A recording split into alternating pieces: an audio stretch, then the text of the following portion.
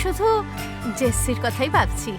মানে জেসি যে মেয়েটার কথা বলেছিল যার সঙ্গে রামের বিয়ে দেব, তাহারই কথা ভাবছি।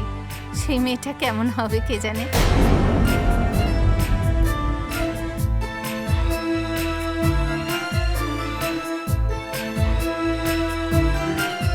সে মেয়েটা যেমনই হোক না কেন, মেয়েটা সংস্কারী হওয়া দরকার। আমাদের রামকে সব সময় যেন খুশিতে রাখে। আমার তো খালি একটাই চিন্তা, যেদিন আমার রামের বিয়ে হবে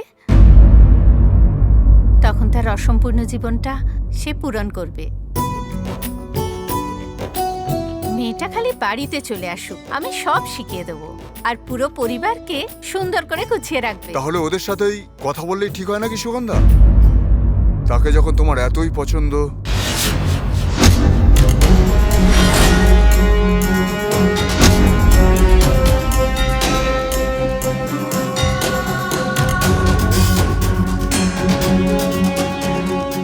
শোনো সুগন্ধা, সেই মেয়েটা যেই হোক, যে মেয়ে এই ঘরের বউ হবে, সেই ঘরের ভবিষ্যৎ হবে, রামের স্ত্রী হবে। তুমি যাকে তাকে রামের জন্য পছন্দ করবে সেটা কিন্তু ঠিক নয়।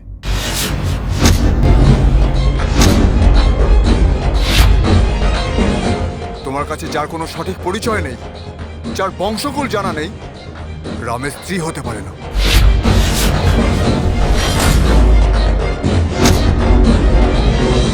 তোমার উচিত পরিবারটাকে সুন্দর করা, নিজেকে নয়। কিন্তু আমি তো সব সময় বাড়ির কথাই ভেবেছি, কাউকে কখনো অবহেলা করিনি। দেখো সুগন্ধা, তোমার স্বামীর কোনটা পছন্দ কোনটা অপছন্দ সেই বিষয়ে তুমি কি জানো? তুমি তোমার স্বামী শাশুড়ির সেবা করবে, সবার পছন্দসই খাবার দেবে, কাউকে জল দেবে, কাউকে চা দেবে। তাছাড়া তোমার অন্য কিচ্ছু চিন্তা করা উচিত নয়।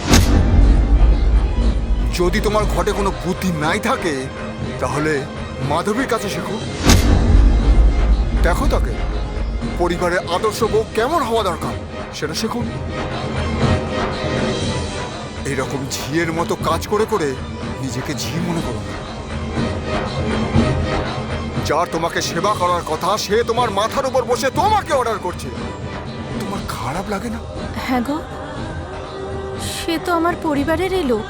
সেটাই তো বলছি, যে এই ঘরের বউ হয়ে আসবে অ্যাটলিস্ট সে তো তোমার সম্মান করবে, নইলে সেও তোমার সাথে একই ব্যবহার করবে, আর সেও পুরো ওর মতনই হয়ে যাবে।